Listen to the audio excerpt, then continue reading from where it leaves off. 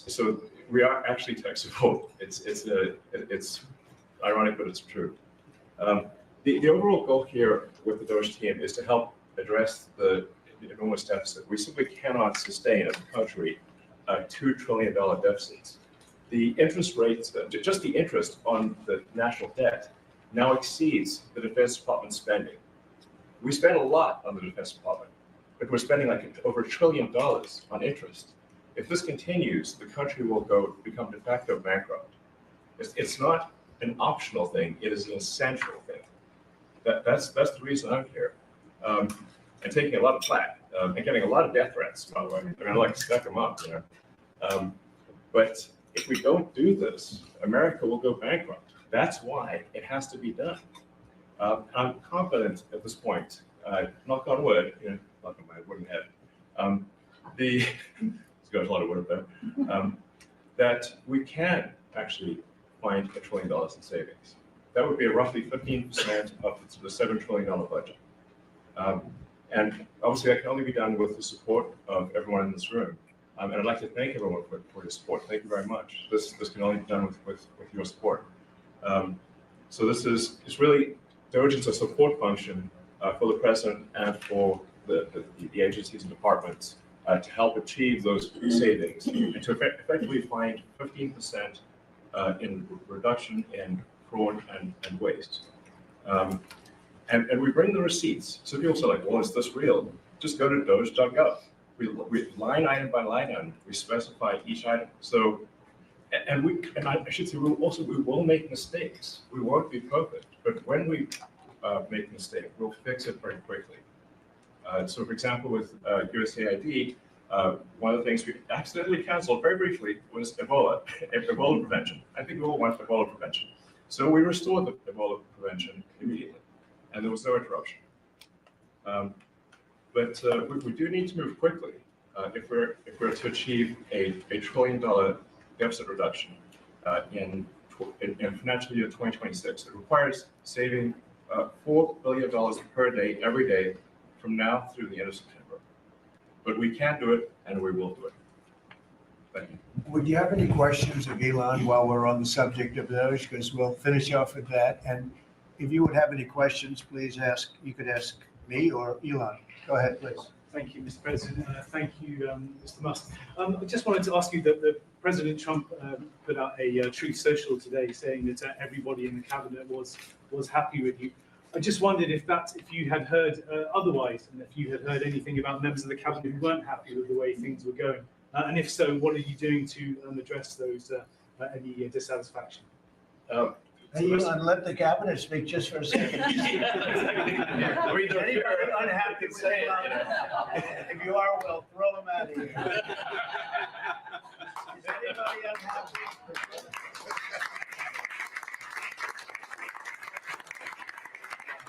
We have a lot of respect for Elon and that he's doing this. And some disagree a little bit, but I will tell you, for the most part, I think everyone's not only happy, they're thrilled. So go ahead, Elon. Grateful. And President Trump has put together, I think, the best cabinet ever. Literally. So, and I do not give false praise. This is an incredible group of people. I don't think that such a talented team has actually ever been assembled. I think it's literally the best cabinet that the country has ever had. And I think the company should be incredibly appreciative of people in this room. Mr. Musk. Go ahead, please. Yeah. Mr. President, thank you, Mr. Musk. About half of the government employees so far appear to have responded to your request for what they've been doing over the past week. Is there a timeline in place for next moves for people being fired, and when can people expect to see results of them? Yes. Well, to be clear, I think that email perhaps was misinterpreted as a performance review, but actually it was a pulse check review. Do you have a pulse? Do you have a pulse and 2 neurons? So if you have a pulse and 2 neurons, you can reply to an email. This is, I think not a high bar, is what I'm saying. This is anyone can accomplish this. But what we are trying to get to the bottom of is we think there are a number of people on the government payroll who are dead, which is probably why they can't respond. And some people who are not real people, like they're literally fictional individuals that are collecting paychecks. Well, somebody's collecting paychecks on a fictional individual. So we're just literally trying to figure out, are these people real? Are they alive? And can they write emails? Which I think is a reasonable expectation for the American public would have at least that expectation of someone in the public sector.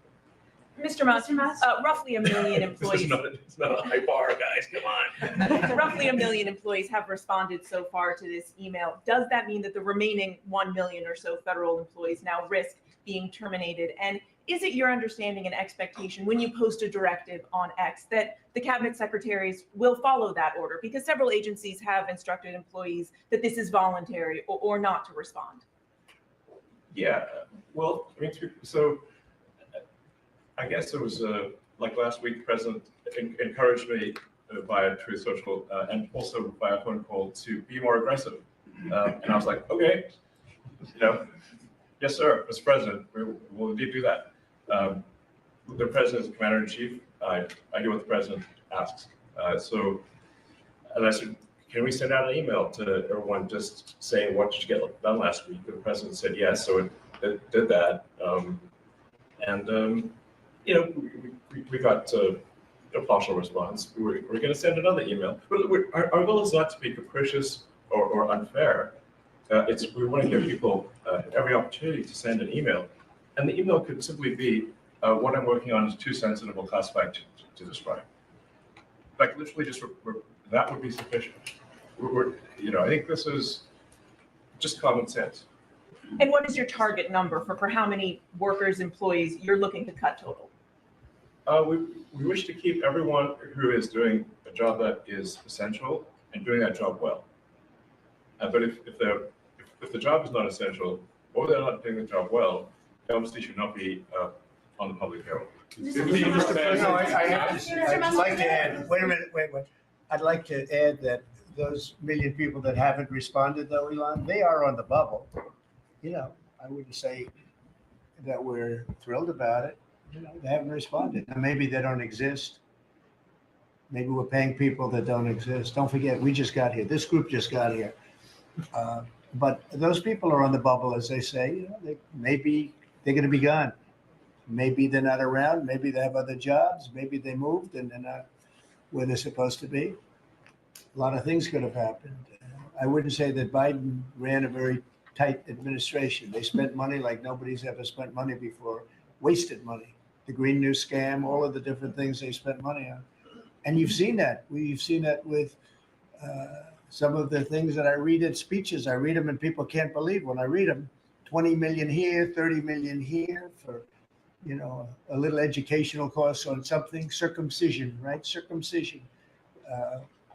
$20 million to inform the people of such and such a country on other things and other things other than that. So, those people are, right now we're trying to find out who those people are that haven't responded. Now, there'll be some agencies, like Marco has people within state that are right now doing very classified, very confidential work, and we understand that. We've talked, and, we're being a little more surgical. And Marco's doing a lot of things himself. And some of the secretaries we're going to be going to them. We're going to be talking about it today. We're going to ask them to do their own DOJ. In other words, they'll look in their group and I spoke with Lee Zeldin, and he thinks he's going to be cutting 65% or so of the people from environmental. And we're going to speed up the process too at the same time.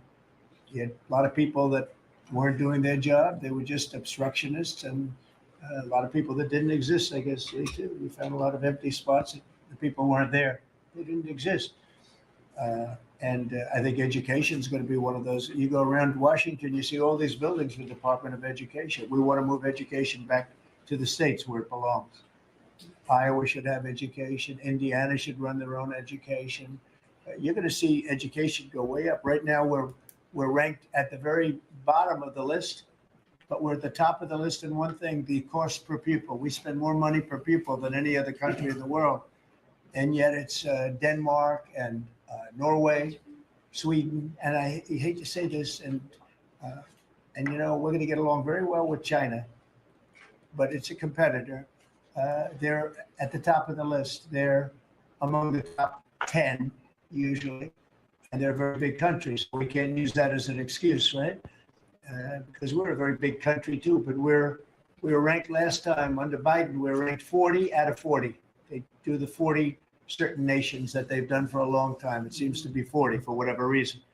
And we were ranked number 40. A year ago, we were 38, then we were 39. We hit 40.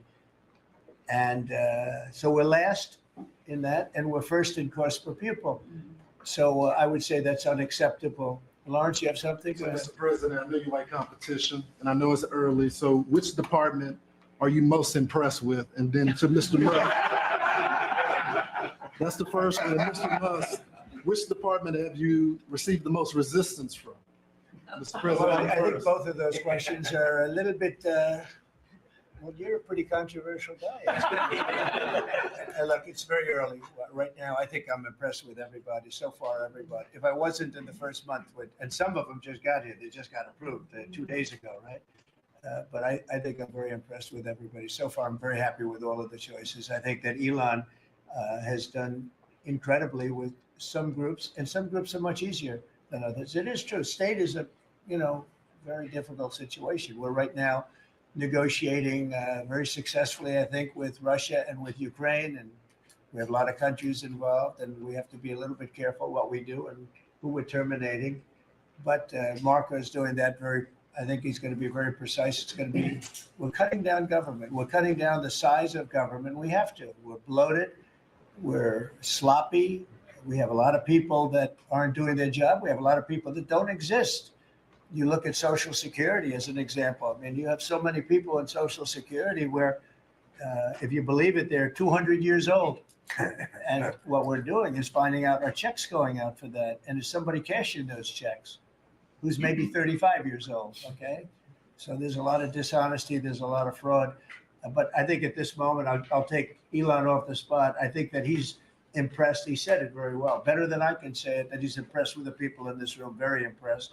And I am too. And it's too early to say, but I think everybody's on board. They all know. We want to balance a budget. We want to have a balanced budget within a reasonably short period of time, meaning maybe by next year or the year after, but maybe even sooner than that. Mr. President, your number one issue was the border. We just got new information that they're doxing our federal agents. They're putting their personal information out there, these activists, and they're disrupting the operation. So you got Trinidad Aga running all Well, we across have the country. activists, that's true. And a So lot what of are we those- going to do about the activists? A lot of those activists are acting illegally, and we'll give that to our Attorney General, and she'll take a look at that very strongly. But we also having tremendous support from Border Patrol, from ICE. The ICE agents have been unbelievable. Border Patrol, their leadership at Border Patrol has been incredible, and they're working very well. And as you know, and I saw you reporting it this morning, actually, we set records on the least number of illegal aliens coming in, migrants coming into our country that we've had in more than 50 years. And we did this all within a period of weeks because we took over a mess. The world was pouring in. And remember, they were coming in from jails and prisons and mental institutions and insane asylums, and they were gang members and drug dealers. Anybody wanted to come in, they came, and from not just South America, from all over the world. So it's amazing what they've done. And Christie and Tom Holman, the job they've done has been absolutely amazing. We set records for, and we want people to come into our country, by the way, but they want to come in, they have to come in legally. I want that to be really understood. We want people in our country, but they have to come in legally. Can I follow on that, Mr. President, about the Trump gold card idea that you unveiled yesterday? I hope you like it.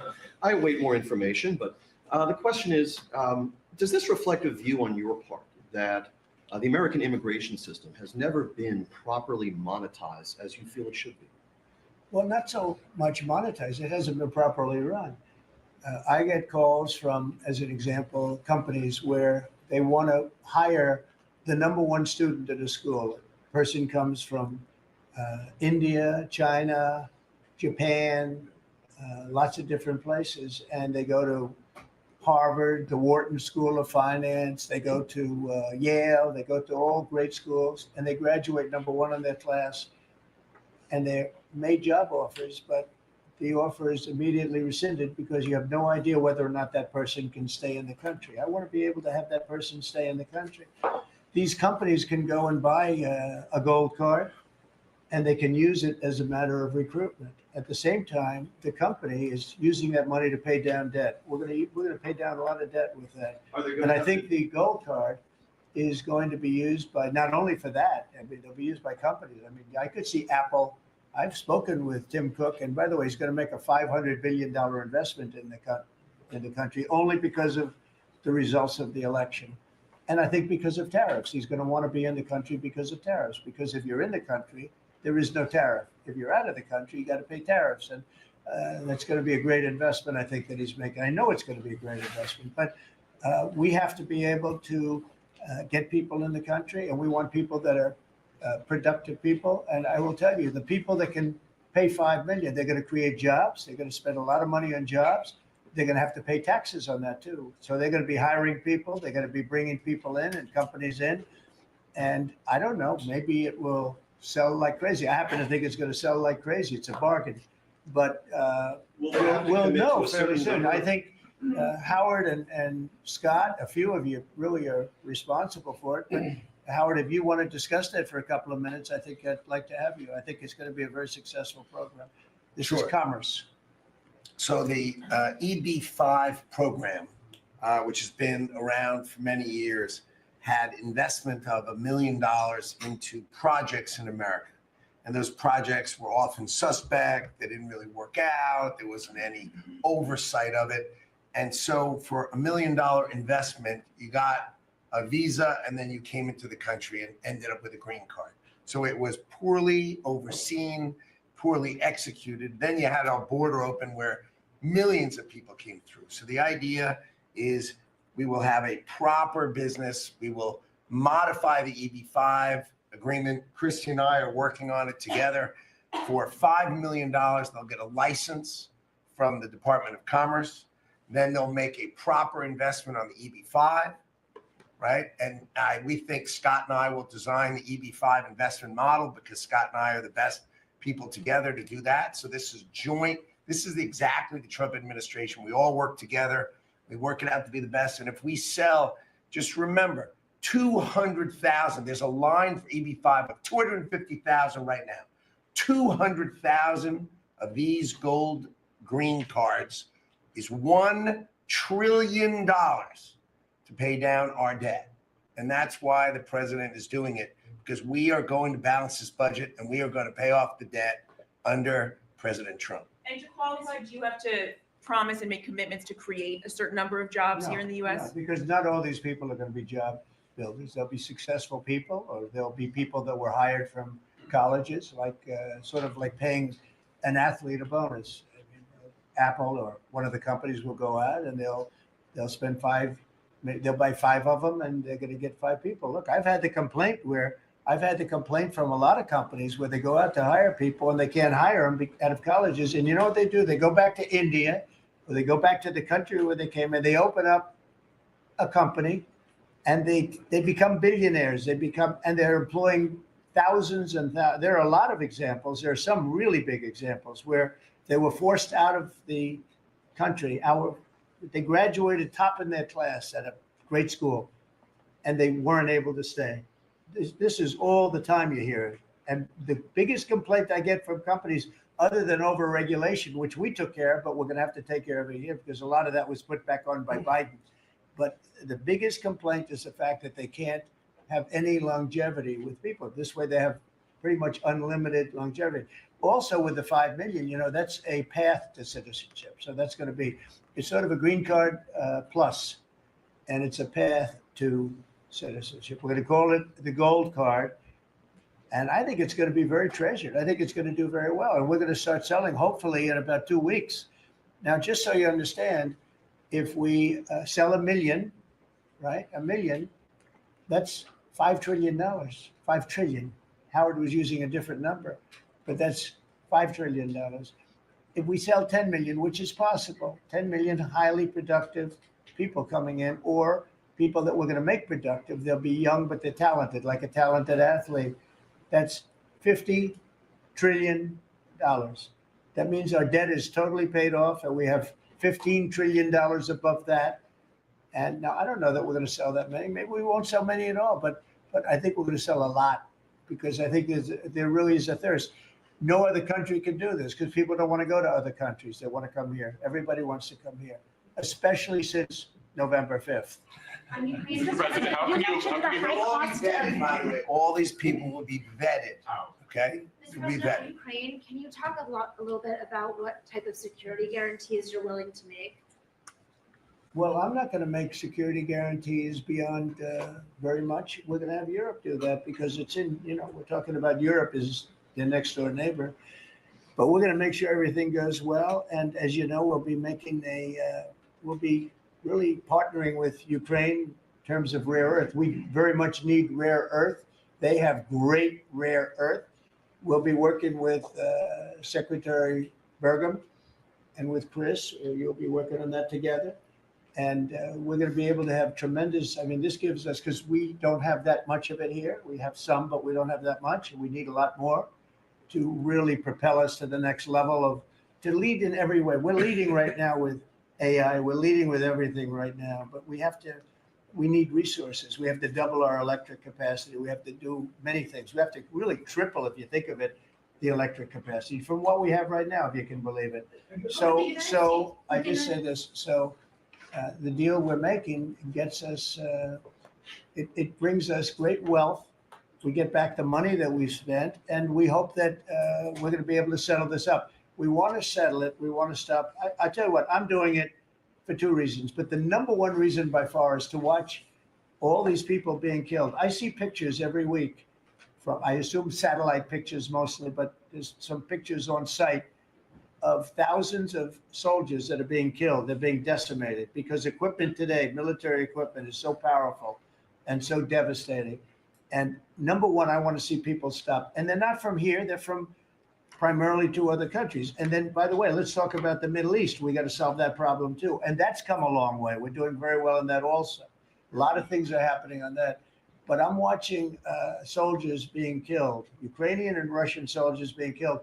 My number one thing is to get that stopped. My number two thing is I don't want to have to pay any more money because Biden has spent $350 billion without any chance of getting it back. Now we're going to be getting all of that money back plus a lot more. And we provided a great thing. We provided something very important. And we'll be working with Ukraine, and because we'll be taking that, we're going to be taking what we're entitled to take.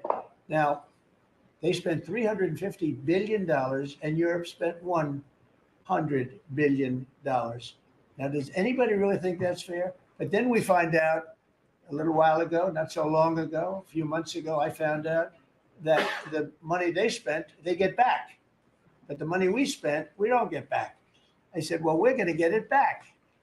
And we'll be able to make a deal. And again, President Zelensky's coming to sign the deal. And it's a great thing. It's a great deal for Ukraine, too, because they get us over there and we're going to be working over there. We'll be on the land. And, in that way, there's sort of automatic security because nobody's going to be messing around with our people when we're there. And so we'll be there in that way. But Europe will be watching it very closely. I know that UK has said and France has said that they volunteered to put so-called peacekeepers on the site. And I think that's a good thing. Mr. President, you mentioned the high cost of eggs, and we've seen consumer confidence this week have a sharp drop from last month, the biggest dip in, I believe, 3 years.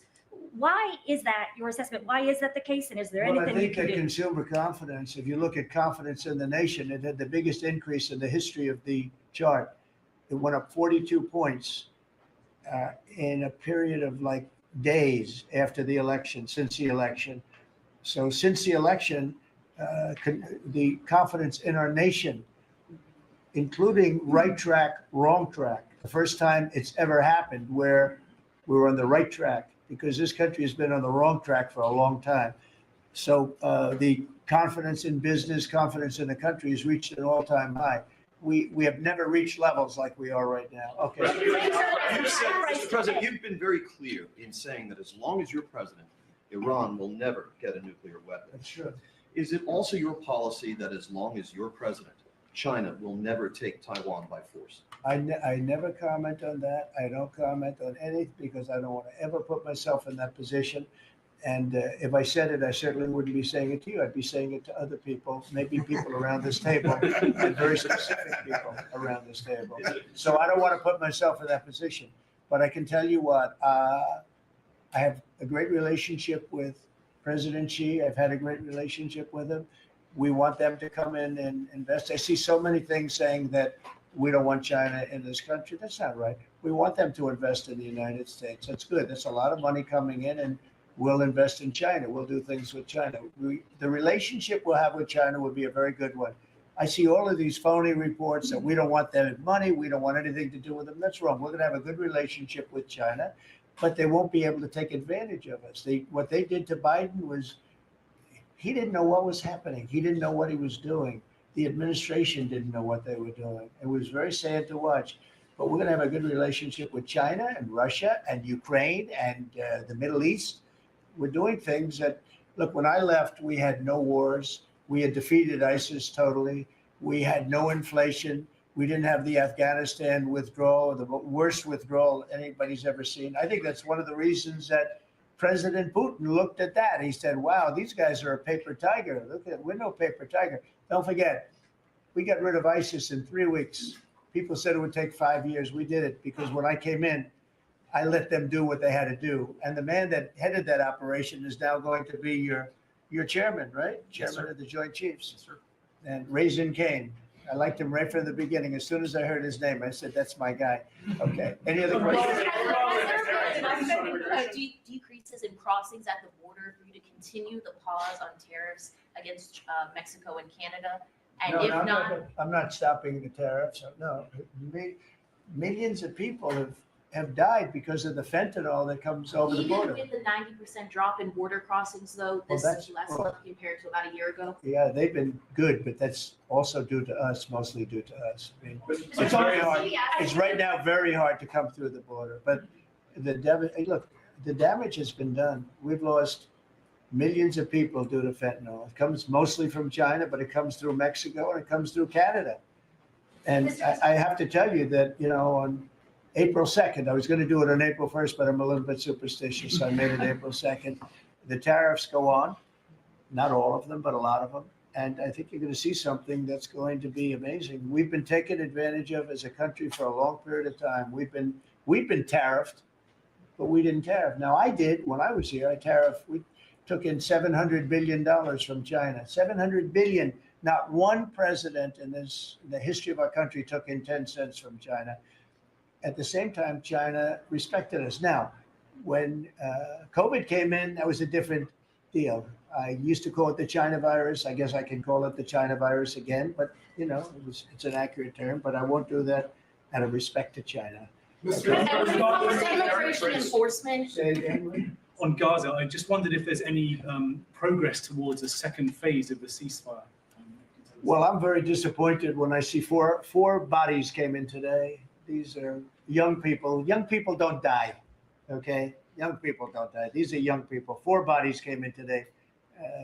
They think they're doing us a favor by sending us bodies. So, look, that's a decision that has to be made by Israel, by Bibi. But Israel has to make that decision. We got a lot of hostages back. But it's very sad what happened to those people. I mean, you had a young lady with her hand practically blown off. You know why it blew up? Because she put up her hand to try and stop a bullet that was coming her way. And it hit her hand and blew off her fingers, big part of her hand. This is a vicious group of people. And Israel's going to have to decide what they're doing. Phase 1 is going to be ending. Think of it. Today they sent in 4 bodies. And I will say one thing, though. I've spoken to a lot of the parents and a lot of the people involved. They want those bodies almost as much and maybe even just as much as they wanted their son or their daughter. Amazing. Please, sir, please. My son is dead, but they have his body. Please, can you get it for us? It's the biggest thing.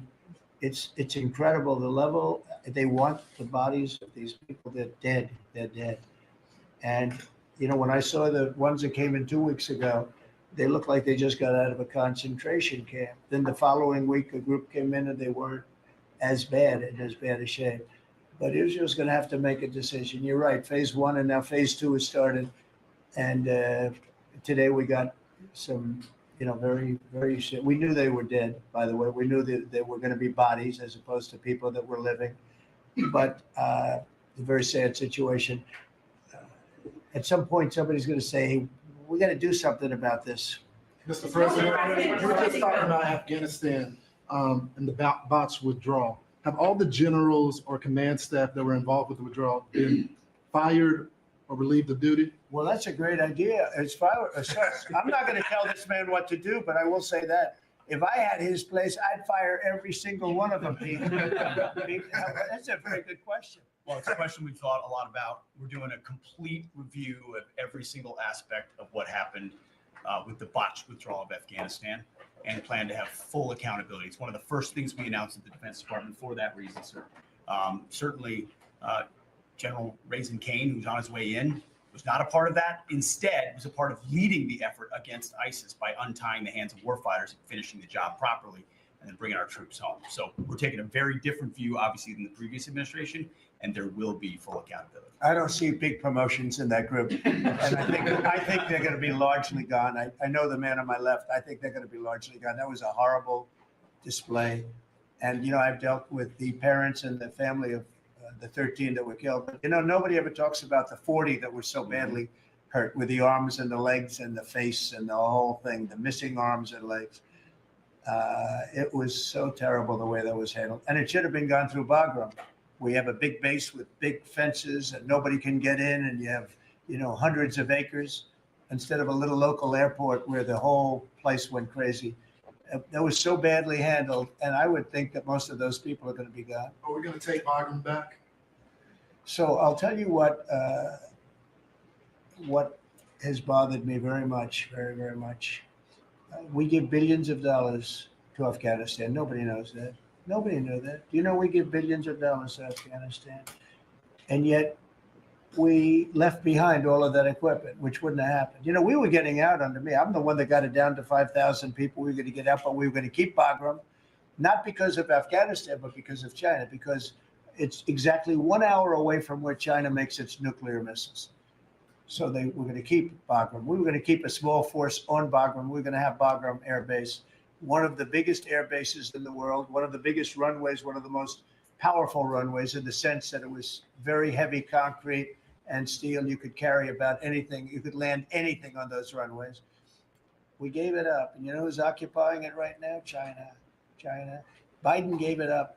So we're going to keep that, and we're going to have a withdrawal, and we're going to take our equipment. We're going to do it properly. We're going to do it we're going to keep the equipment. Well, they ran out. It was what happened there was, in fact, in all fairness to Putin, when he saw that, he said, well, this is our time to go into Ukraine, I guess, because the timing seemed to be about right. But we send them billions of dollars in aid, which nobody knows. If the American public knew that, they know it now. And if we're doing that, I think they should give our equipment back. And I told Pete to study that. But we left billions, tens of billions of dollars worth of equipment behind. Brand new trucks. You see them display it every year, or they're little roadways someplace where they have a road and they drive waving the flag and talking about America. Beautiful equipment that's the top of the line stuff, brand new stuff. Now it's getting older, but you know what? We're going to pay them. I think we should get a lot of that equipment back. That Afghanistan is one of the biggest sellers of military equipment in the world. You know why? They're selling the equipment that we left. We're first. They were second or third. Can you believe it? They're selling 777,000 rifles, 70,000 armor-plated. Many of them were armor-plated trucks and vehicles. 70,000. If you think of a used car lot, the biggest one in the country, if I would say, JD, if somebody had 500 cars, that would be a lot. This is 70,000 vehicles we had there, and we left it for them. I think we should get it back. Mr. President, the spending bill that passed last night aims to cut $2 trillion. Right. Can you guarantee that Medicare, Medicaid, Social Security will not be touched? Yeah, I have said it so many times, you shouldn't be asking me that question. okay? This will not be read my lips. It won't be read my lips anymore. We're not going to touch it. Now, we are going to look for fraud. I'm sure you're okay with that, like people that shouldn't be on, people that are illegal aliens and others, criminals in many cases. And that's with Social Security. We have a lot of people. You see that immediately when you see people that are 200 years old that are being sent checks with Social Security. Some of them are actually being sent checks. So we're tracing that down, and I have a feeling that Pam is going to do a very good job with that. But you have a lot of fraud. But no, we're not doing anything. Mr. President, Part of your I've seen mission, yes, sir, Mr. President, part of during your mission has litigation- been, thank you, I'm sorry. Part of your mission has been to restore executive control over the executive branch. Is it your view of your authority that you have the power to call up any one of or all of the people seated at this table and issue orders that they're bound to follow? Oh, yeah, they'll follow the orders, yes. They will. No exceptions. No exception. Well, let's see, let me think. Oh, yeah. She'll have an exception. Of course, no exceptions. You know that. Mr. President, can you clarify the Canada-Mexico tariffs? You had put that 30-day pause, but you just referred to April. 25%, 25%. When does it go into effect? April 2nd, April 2nd for Canada-Mexico. correct. And for And for everything.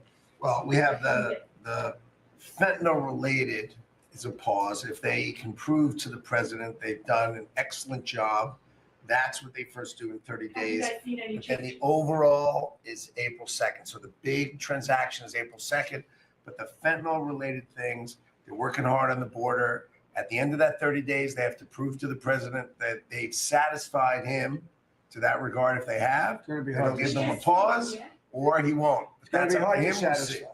We lose 300,000 people a year to fentanyl. Not 100, not 95, not 60 like you read, you've been reading it for years. We lost, in my opinion, over the last couple of years, on average, maybe close to 300,000 people dead.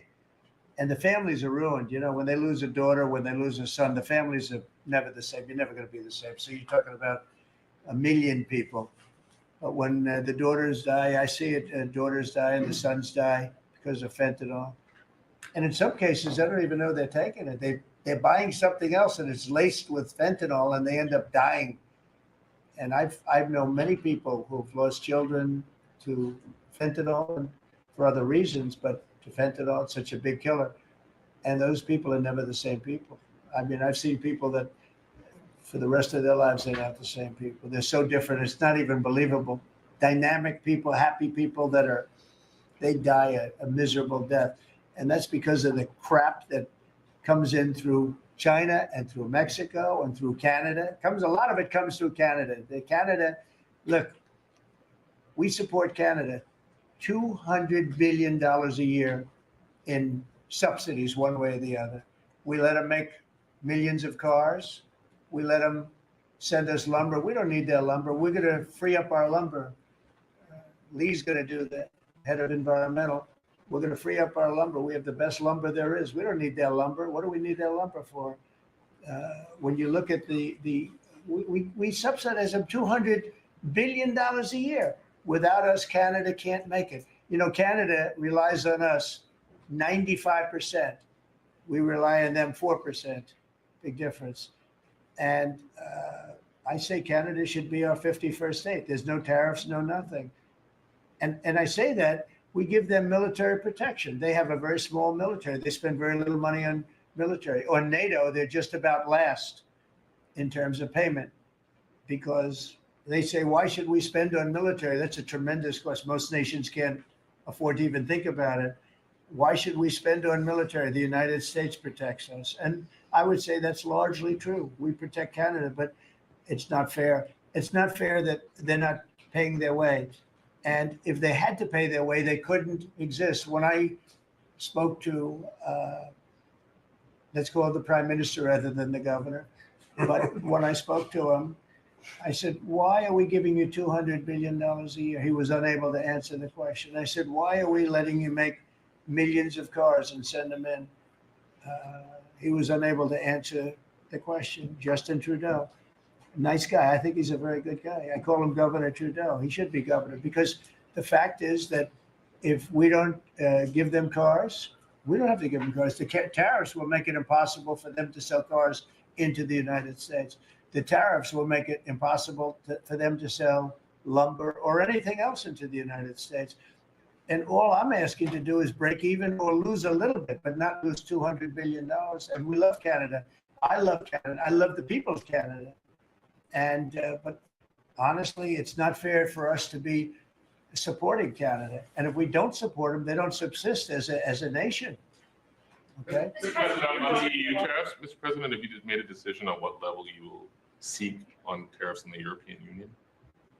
We have made a decision. We'll be announcing it very soon, and it'll be 25%, generally speaking, and that'll be on cars and all other things. And European Union is a different case than Canada, different kind of case. They've really taken advantage of us in a different way. They don't accept our cars. They don't accept essentially our farm products. They use all sorts of reasons why not. And we accept everything of them. And we have about a $300 billion deficit with the European Union. Now, I love the countries of Europe. I guess I'm from there at some point a long time ago, right? But indirectly, pretty directly too, I guess.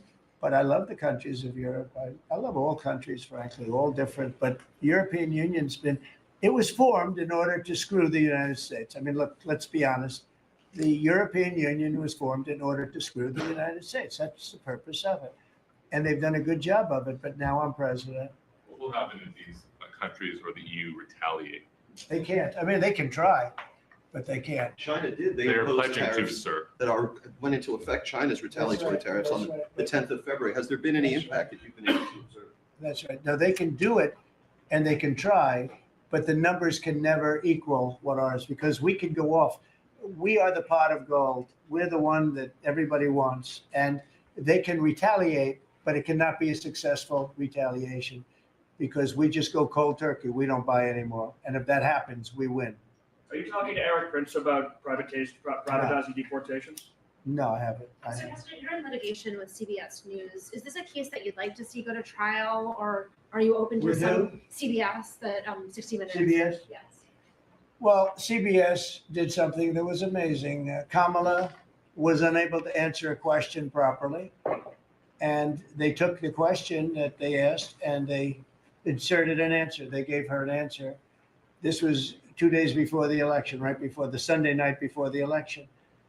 And they wrote out they put her words from another question that was asked about a half an hour later. And they put that into the question. Nobody's ever even heard of it before.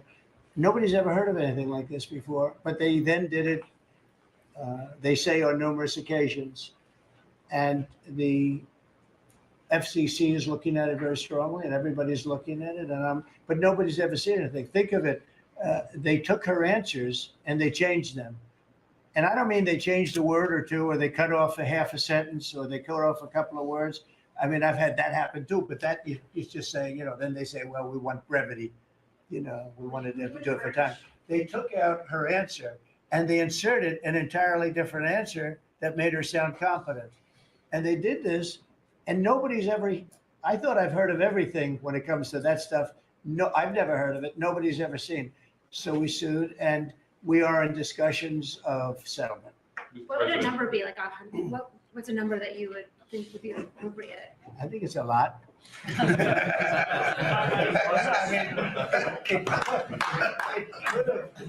It probably did affect the election. I mean, we won by a lot.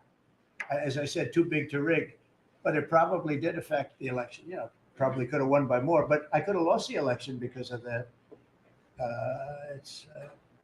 We have to get to honest elections. We have to go back to paper ballots. We have to go back to voter ID. One-day election, ideally, or a short term, not these 48-day and 61-day elections where boxes are put in a room and, let's move the boxes because we're putting in a new air conditioning system. Then you see the boxes move, and then you say, well, where are all the boxes? What happened to the boxes that never came back?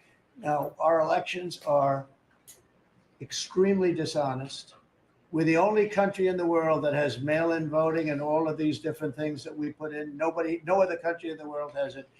France went to, they had some of the things that we had, and they went to same-day voting, all paper. And, paper is very sophisticated now. It's a very sophisticated form of voting right now. It's a very safe form of voting. The other things for the governors, I wish the governors would do it because the paper ballots will cost 9% of the machines. And they're 100%. Nothing's foolproof, but they're as close as you get. So we'll see what happens. But on the 60-minute thing, nobody's ever seen anything like it. And would you link the FCC action to the litigation? And does it make sense? I don't think it's linked, but probably the lawyers look at it, because I know it's going along. FCC is headed by a very competent person, and you have some very competent people on the board. And so I think they're looking at it very seriously. So of all the deals that you've done in your life, all the people you've sat across from and negotiated with, is President Putin distinct in any way? He's a very smart guy. He's a very cunning person. But I've dealt with some really bad people. But I will tell you, as far as this is concerned, you have to understand, he had no intention, in my opinion, of settling this war. I think he wanted the whole thing. When I got elected, we spoke, and I think we're going to have a deal. I can't guarantee that. A deal is a deal. Lots of crazy things happen in deals, right? But I think we're going to have a deal. If I didn't get elected, I believe he would have just continued to go through Ukraine, and over a period of time, a lot of people would have been killed, would have lasted for a period of time. And the reason that Ukraine, and I have great respect for the Ukraine as fighters, they're great fighters, but without our equipment, that war would have been over, like people said, in a very short period of time. And if you remember, I gave the javelins, and the javelins are the things that knocked out those tanks right at the beginning of the war. They said that Obama at the time gave sheets and Trump gave javelins. Well, I was the one that did that, but I want to see it come to an end. Will he have to make concessions, President Putin? Yeah, he will. He's going to have to. And I believe that because we got elected, that war will come to an end. And I also believe if we didn't get elected, if this administration didn't win the election by a lot, that war would go on for a long time, and he would want to take the whole thing. The big question I had is, does he want to take the whole thing? But the reason, and the Ukrainians are good fighters, I have to say, but without the equipment, without our equipment, we have the best equipment in the world. We have the best military equipment in the world. Without our equipment, that would have been over very quickly. What concessions would you like to see? What concessions would you like to see? Oh, I don't want to tell right now, but I can tell you that NATO you can forget about. I think that's probably the reason the whole thing started. And I think, JD, we can say that. Do you have a statement on that? You've been very much involved. I gave him the beauty. Great. Maybe the hardest question, sir. I mean, look, as the president said, we're not going to do the negotiation in public with the American media. He's going to do it in private with the president of Russia, with the president of Ukraine, and with other leaders. And I think that's how this has to go. I think that I just want to push back against some of the criticism I've seen of the administration on this, because every single time the president engages in diplomacy, you guys preemptively accuse him of conceding to Russia. He hasn't conceded anything to anyone. He's doing the job of a diplomat, and he is, of course, the diplomat in chief as the president of the United States.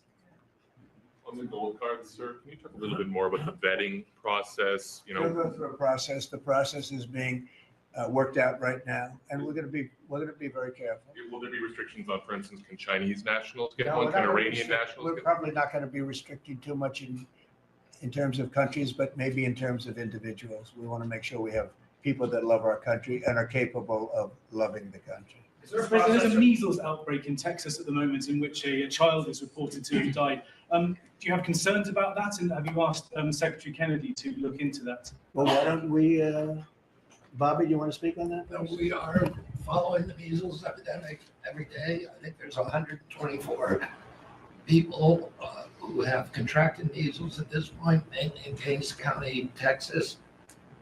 Mainly, we're told, in the Mennonite community.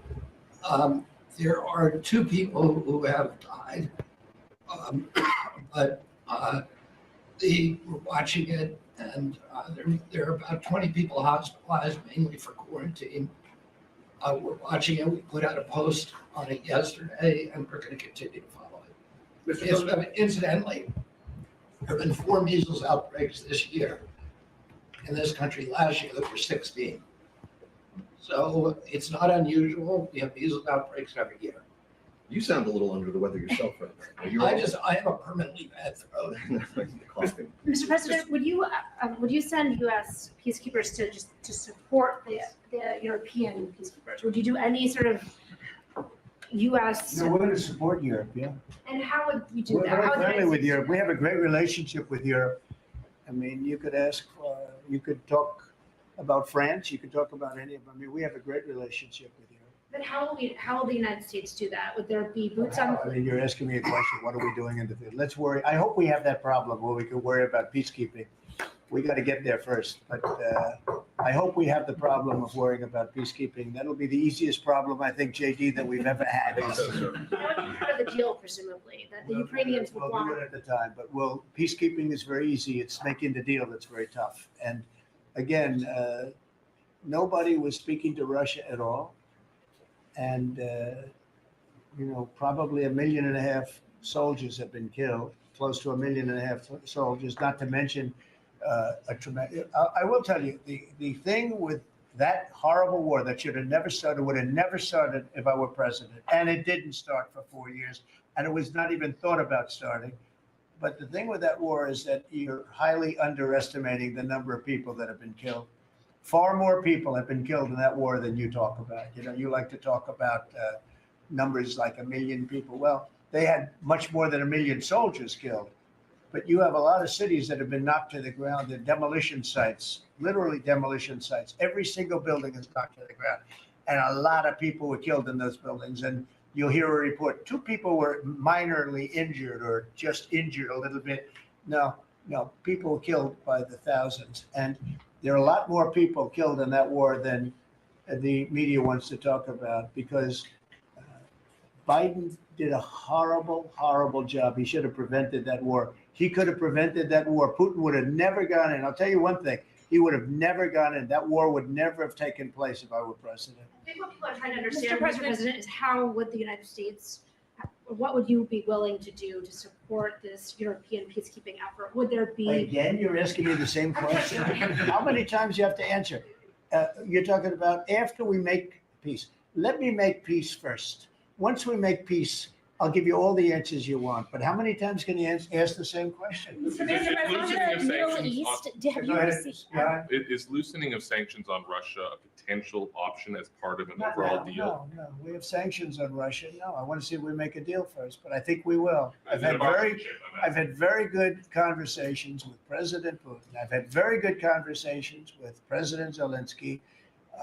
And until 4 weeks ago, nobody had conversations with anybody. It wasn't even a consideration. Nobody thought you could make peace. I think you can. But if Mr. Mr. President, Putin gets to just to keep bring the land that was claimed by force, if the Russians get to keep the territory that they claim by force, doesn't that send a dangerous message, let's say, to China about Taiwan? Okay. You try and take it away, right? We're gonna do the best we can. We're gonna do the best we can to make the best deal we can for both sides. But for Ukraine, we're gonna try very hard to make a good deal so that they can get as much back as possible. We want to get as much back as possible. Mr. President, just to bring this full, We'll cut it out after maybe this question. Go ahead. to bring this full circle Unless it's a back bad to, question, then we'll take it. back to a question. You always like to finish on a good one. Sir, they want you to negotiate with them instead of with I know. President Putin. Back to a question About the peacekeepers. Then you have a lot of confidence in us because you assume there's going to be peace. It's possible it doesn't work out. There is possibility.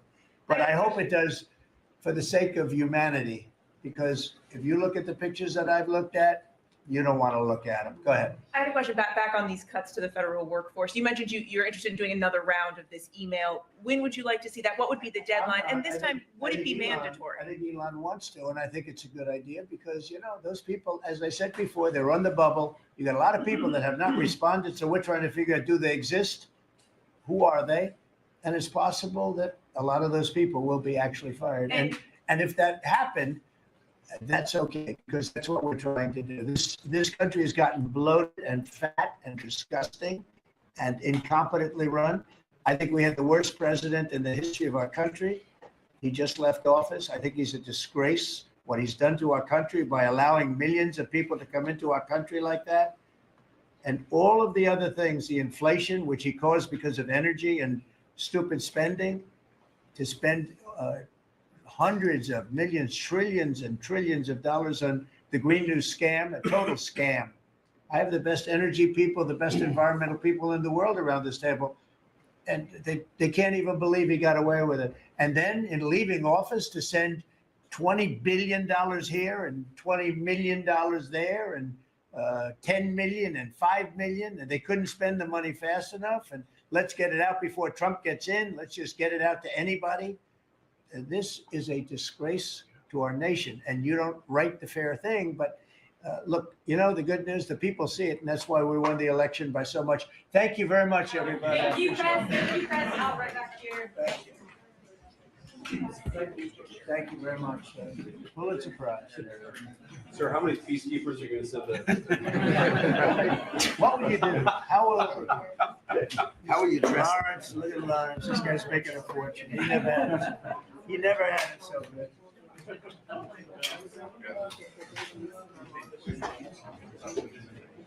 Lawrence, say we did a great job, please. Okay? Say it was unbelievable.